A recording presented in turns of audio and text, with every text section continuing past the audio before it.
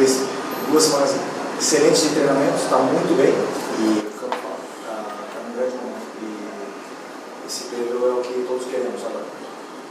Quem mantém eles no campo são eles. Buenas noches, Felipe, por aquí, José Fernández para el Gas. Quería preguntarte por el Impulgar, no solamente por los 30 minutos del día de hoy, sino que también por este proceso de más de 3 meses que estuvo apartado, que hubo una cirugía, un postoperatorio y un proceso para volver a estar en condiciones de disputar estos minutos.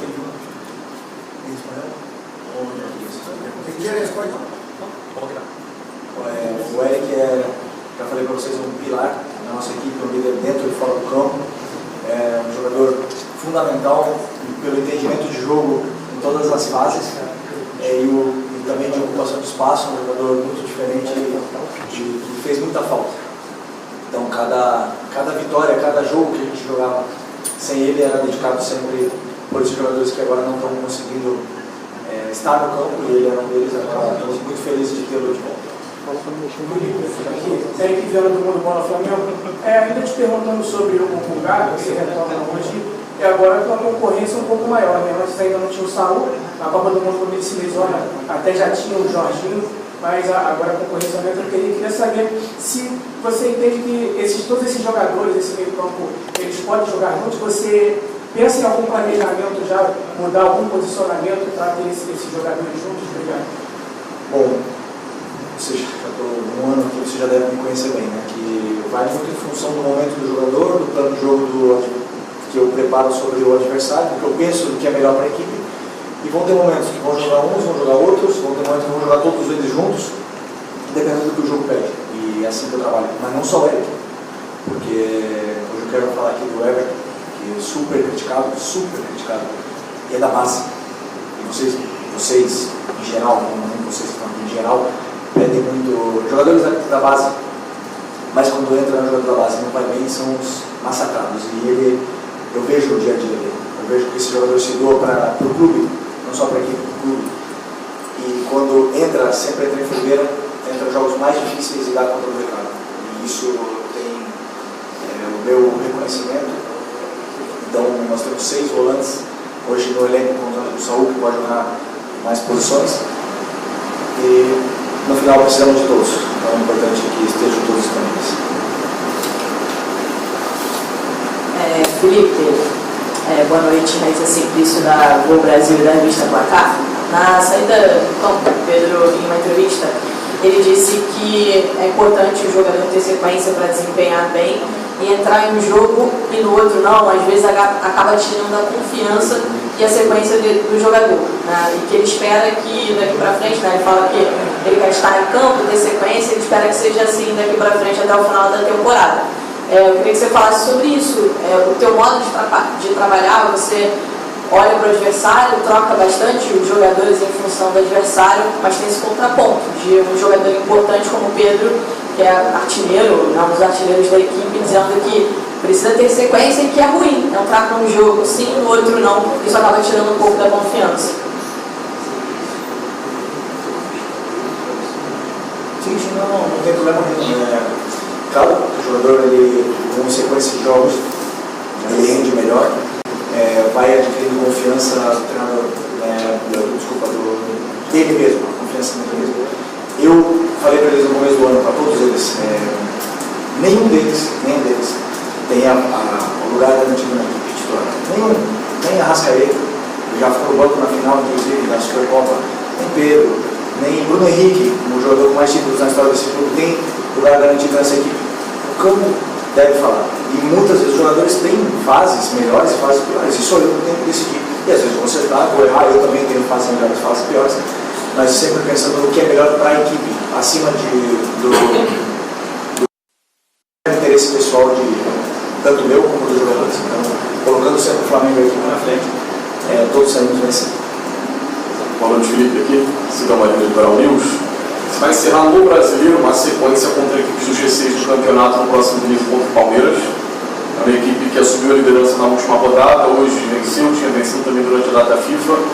Mesmo que se o Flamengo vencer, não vai ser livre, mas é importante demais vencer para alcançar essa liderança. Queria uma projeção sua desse compromisso, é um grande jogo, um grande, se chama de super clássico do Brasil, e também do momento da equipe adversária, que vem de 3 grandes resultados por goleada. Como você vai encarar esse Palmeiras dentro de casa, no Maracanã, e se você acredita que esse jogo, mesmo nos pontos corridos, tem características de mata-mata, podendo até ser uma prévia da Libertadores. Palmeiras, grande equipe, grande momento. Tem um elenco, talvez os mais caros aí, ou o mais caro, né? Esse ano sendo uma dúvida com todas as contratações que fizeram. É o elenco dos mais poderosos. E o melhor treinador do Brasil, que demonstrou isso com títulos e com números, né, durante todos esses anos. Portanto, claro que o Palmeiras sempre vai estar na briga. Chegamos parecido, praticamente na mesma situação no primeiro turno do campeonato. E por mais que tudo pode acontecer, o campeonato não vai ser definido nesse jogo. Temos exemplos de anos anteriores do próprio Botafogo. Portanto, temos que encarar o jogo do Palmeiras como o jogo pede, como você mesmo falou, uma final, mas como foi hoje, outra final. E daqui para frente serão todas finais. Boa noite, Felipe, da José do Coluna do Fla. O Flamengo passou por um pequeno momento de oscilação e agora, com essa vitória sobre o Botafogo, o Flamengo retoma, a princípio, essa confiança no momento importante da temporada. Agora pega o Palmeiras e depois já pega o Racing na Libertadores. Como que você está tratando essa questão do mental do Flamengo, tanto para o jogo contra o primeiro jogo contra o Racing, quanto também para o segundo? É claro, você fala do trabalho de jogo a jogo, mas a gente sabe que esse jogo a jogo muito vai se passar também pela semifinal da semana que vem.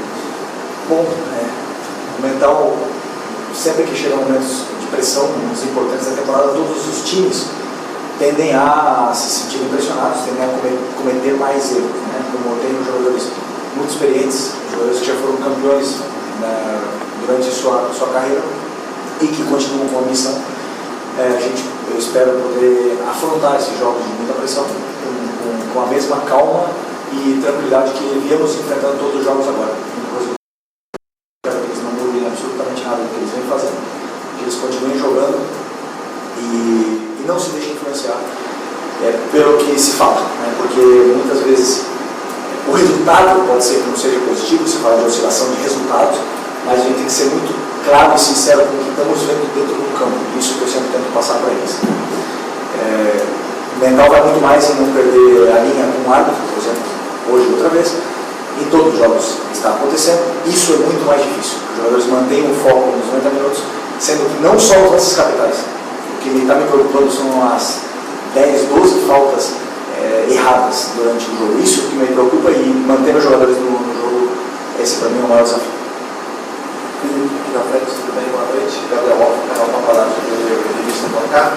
Felipe, queria te perguntar sobre 2 jogadores em específicos. Um deles é o Carrascal, que entrou mais uma vez, foi importante, acabou dando uma assistência. É um jogador que vem se destacando. Como é que você está enxergando essa evolução do Carrascal desde que ele chegou aqui ao Flamengo? E o outro jogador que eu queria te perguntar é o Cleiton. Algumas das coletivas passadas, você disse que acaba aprendendo com alguns erros. E acabou de citar também agora, por exemplo, que o jogador vive uma boa fase, você também às vezes vai ter opiniões e decisões que às vezes não vai ser as melhores. E você disse que o campo fala. O Bruno é um dos jogadores que mais tem minutos em campo, Bruno. E os números em comparação ao Pedro são bem inferiores. A sua defesa é muito sólida. Essa solidez no ataque também não é necessária nessa reta final. A manutenção do Pedro, desculpa a volta, porque era o Pedro que eu ia fazer a pergunta, os colegas fizeram, só para perguntar isso. O Pedro tem números de um jogador que é decisivo, é letal. Não é interessante, de repente, claro, respeitando o adversário nessa reta final, você também ter esse equilíbrio que você tem na defesa na frente, porque de fato o Flamengo precisa de gols. Teve uma queda muito grande e agora, depois desse jogo, ainda é possível imaginar o Flamengo sem Pedro na frente? Vou repetir a mesma coisa. Vocês falam do Bruno como se o Bruno não soubesse fazer gol, como se ele não soubesse, como se ele não tivesse números no Flamengo. Eu repito uma vez mais. Para mim, o mais importante é a equipe. E se eu acho, com as minhas condições, que em um jogo determinado tem que jogar o Bruno e não o Pedro, eu tenho que jogar o Bruno e o Pedro e não o Arrasca, eu vou tomar essa decisão. E vocês aí estão livres, à vontade para poder criticar o treinador da forma que vocês quiserem. Depois, quando ganhar ou perder, você é o que vou botar a cara. Então eu vou com as minhas convicções até o final. Felipe, boa noite. Igual. Sobre narrativas, ambiente externo, quanto você consegue controlar.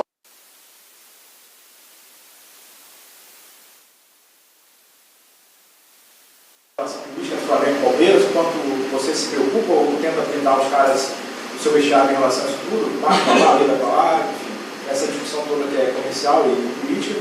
E também, você confirma que a gente deu uma matéria hoje, né, várias fontes confirmando, jogadores e tal, com insatisfação com um tom talvez que o Flamengo, nas suas contas oficiais, esteja usando, né, para provocação de rivais. Como é que você vê essa situação do Flamengo no âmbito político, no âmbito das redes sociais, e se isso de alguma forma influencia o seu equipe? O trabalho é única e puramente com os jogadores, nível tático, técnico, treinos, jogos plano de jogo, é um assunto que não me compete. Felipe aqui, Fernando Bisotti da Rádio Bandeirantes FM.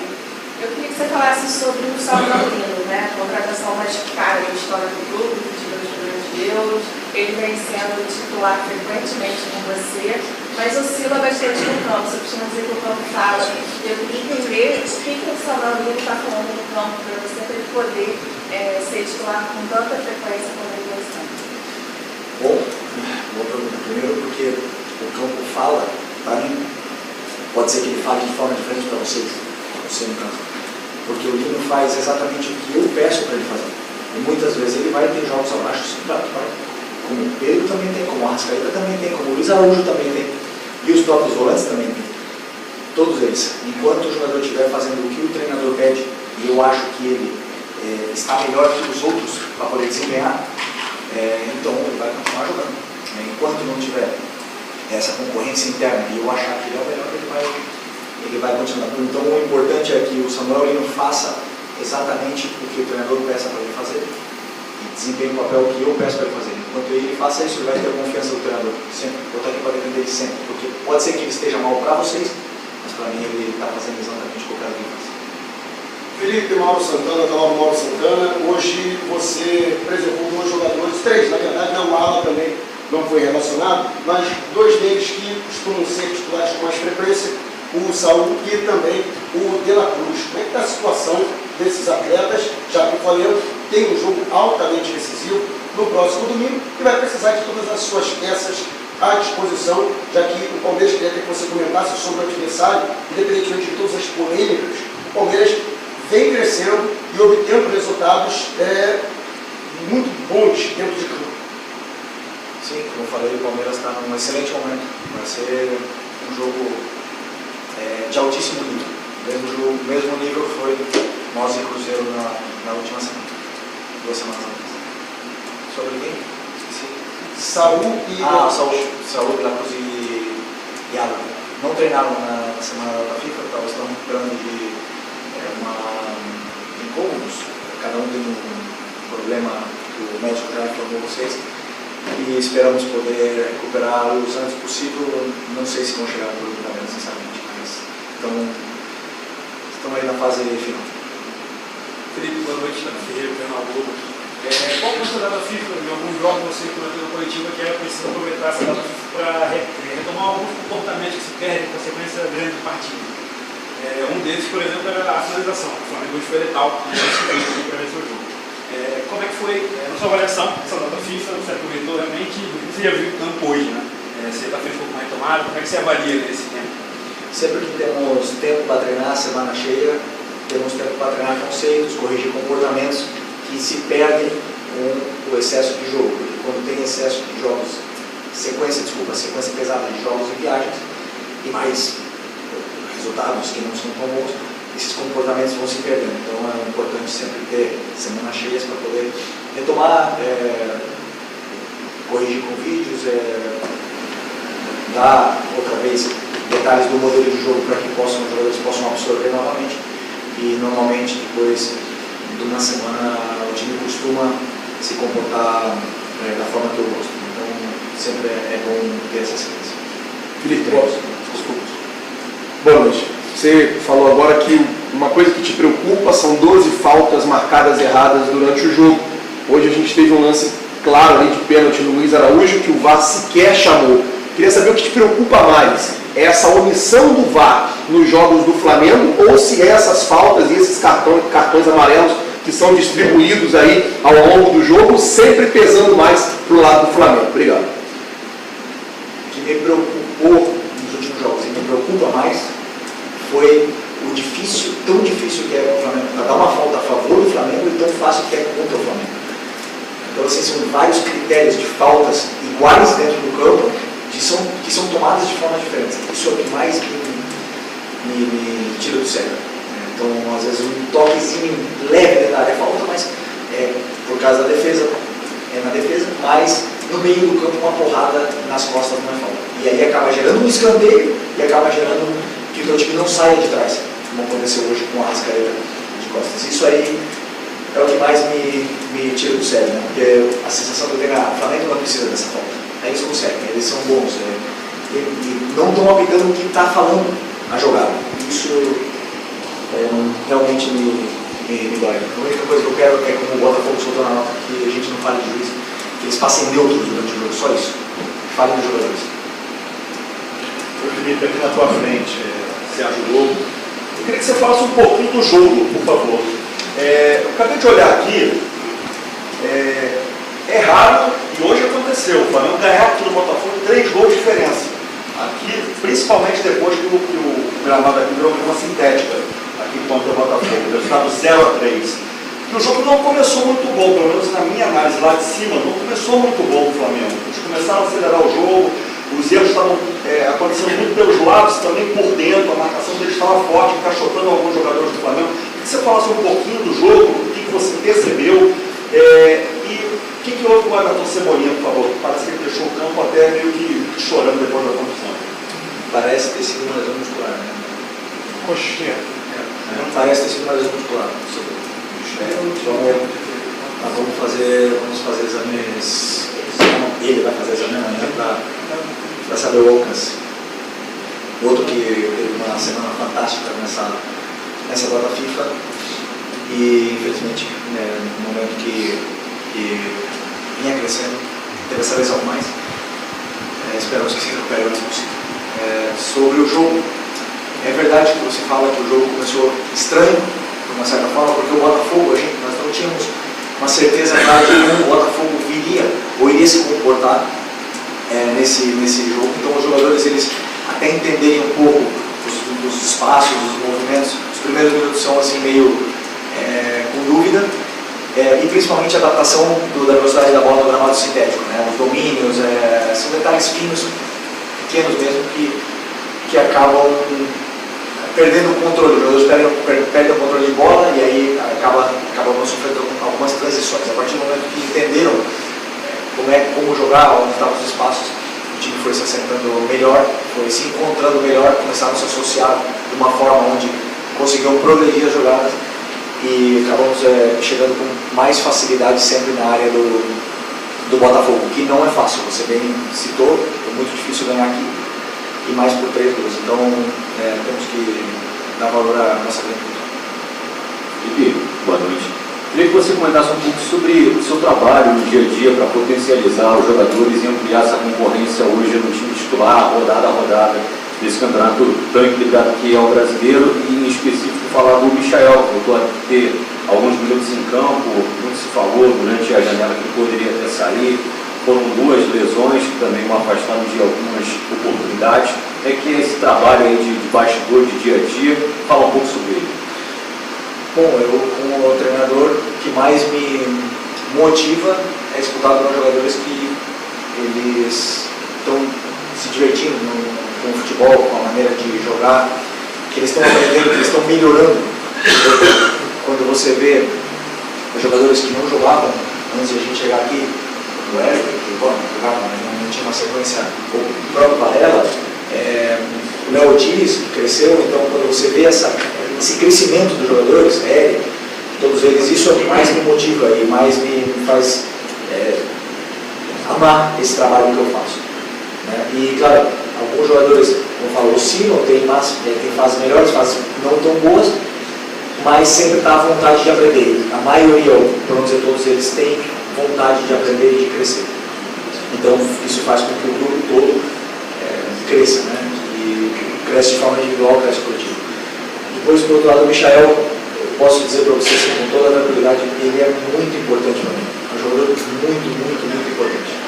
Foi ano passado, foi esse ano e deixou de ser em algum momento. Teve uma possibilidade de sair. Ele próprio, né, talvez tivesse esse interesse de sair, acabamos perdendo a sequência de jogos que ele vinha tendo. Ele teve algumas lesões nesse meio e agora ele retomou a parte mental, a parte da ambição dele mesmo. E esse Michael que eu vi nos treinos que eu vi durante a semana lá na FIFA, ele é imparável. Ele é muito importante para mim como treinador e para todos os companheiros no dia a dia. Um cara que alegra e melhora o nível em todos os sentidos, tanto na parte mental do grupo como na parte também técnica no dia a dia dos treinos e dos jogos. Então estou feliz por ter vindo. Isaac Andrade, La Rocha. Faltam ali mais de 10 jogos, mais de 30 pontos a serem disputados ali.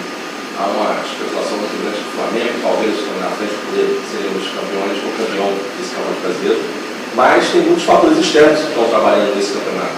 A questão da arbitragem, a questão política e, como você mencionou, os próprios jogadores têm seus altos e baixos, as equipes têm seus momentos.